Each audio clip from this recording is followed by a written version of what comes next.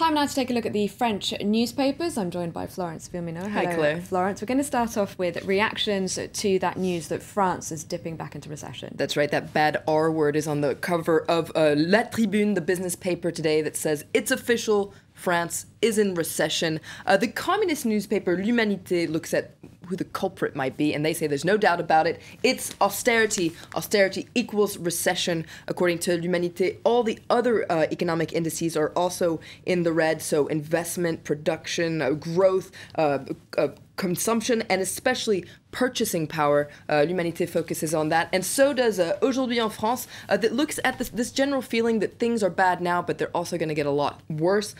For our children, the situation is going to be a lot more difficult, says Aujourd'hui en France, and actually interviews a lot of people, especially from the middle class, who have this general feeling that what is known as the social elevator here in France, well, that social elevator seems out of order.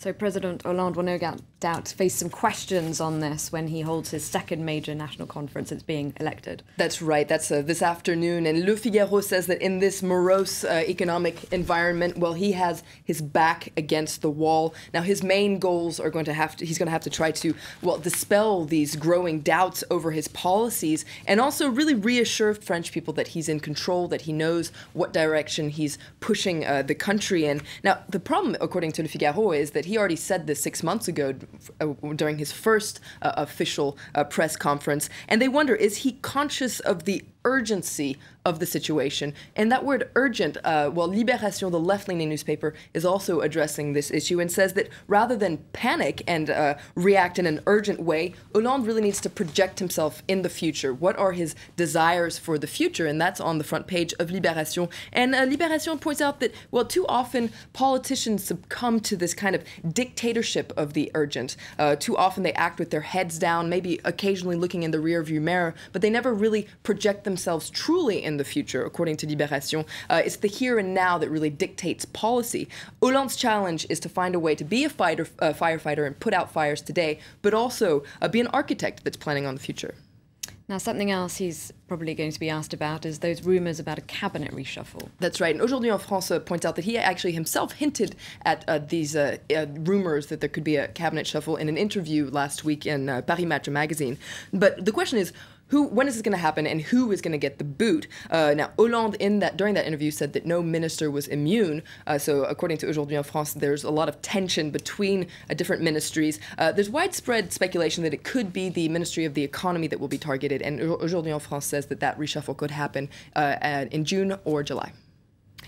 Staying with Aujourd'hui en France, it takes a look at French politicians' love of Twitter. That's right. Their love might be a little bit too much love, and these 140 characters often lead to drama here in France.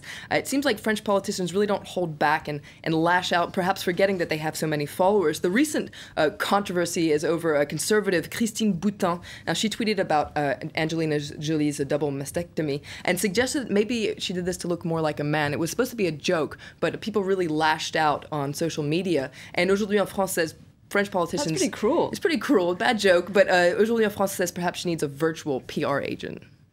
And we're going to stay with this paper, and it's looking at prehistoric words. That's right. It's a really interesting article that points out that scientists from the University of Reading say that there are a handful of words that haven't changed since prehistoric time, both in terms of the way they're pronounced and their significance. So there are perhaps obvious ones like mother and father, etc., but there are also surprising ones like spit or to peel something. Now, why have these words stuck around? It's because we use them so regularly, perhaps 16 times a day on average. So a lot of scientists believe maybe there was one language that led to all sorts of 7,000 languages in the world today.